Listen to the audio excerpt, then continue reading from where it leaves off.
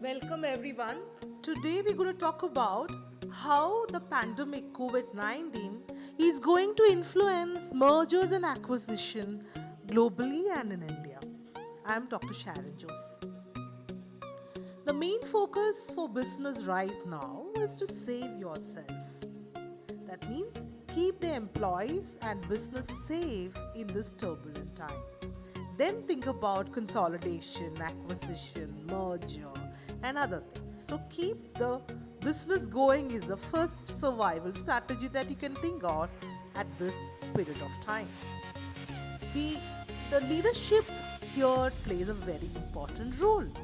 The leader has to really take this forward in a situation like this, where you have to call off the already existing plans of acquisition. They've been preparing for it for months together, due diligence and other things. Now they have to call it off.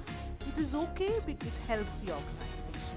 There's a plunge of almost 30% of equity market buy side opportunities, and it is expected to fall further, but still you can keep going.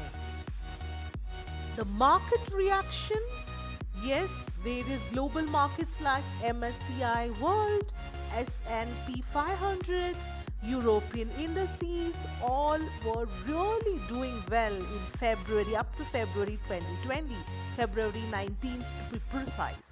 After which, when March came in, there is a dramatic reduction because of COVID influence in the market. The volatility index were the highest at 83%. That means there was very high volatility in the market. And this we have seen not so, very, very long time when we had the subprime crisis, similar 83, 80 plus fluctuations this WIX or the volatility index have seen. So are we seeing a similar environment now, or we have to wait and watch? Why such a fluctuation? Why there is high volatility in the equity market and stocks are being devalued?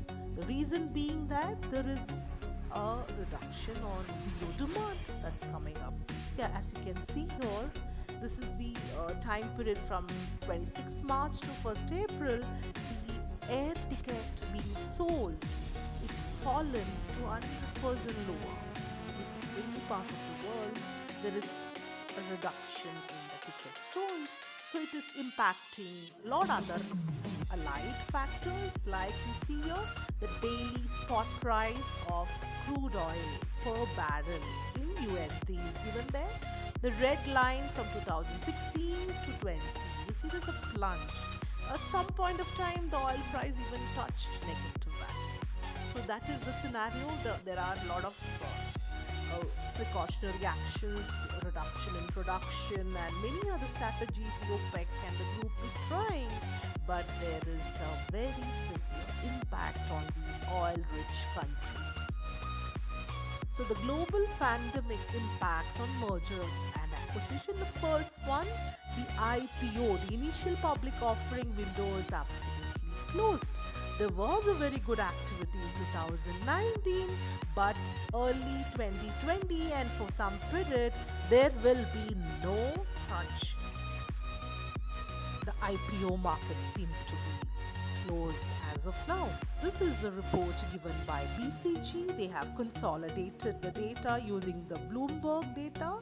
And you see there the current situation, 2019, the green, the dark green ball or the bubble there, it's pretty decent, but then it can fall to the level of 2008 where there was a grey bubble. There's absolutely IPO windows being closed there, the PE ratio being the lowest there. So there is an issue there.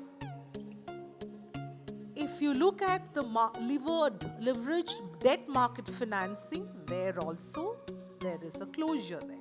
Not very major activities are taking place. Private equity firms are telling their team to withdraw all those offers. So private equity firms are also trying to have a wait and watch approach to the whole thing. But Is it a very sad news beyond a point? No, there is a ray of opportunities. There are sectors which are benefited this particular thing, the situation pandemic, that is teleconferencing, the conferencing companies, which is really soaring, or which is really going to take a lot of positivities there. Opportunities is there also for drug making companies. There is competitors are coming together and collaborating in a very unexpected manner and trying to help the economy.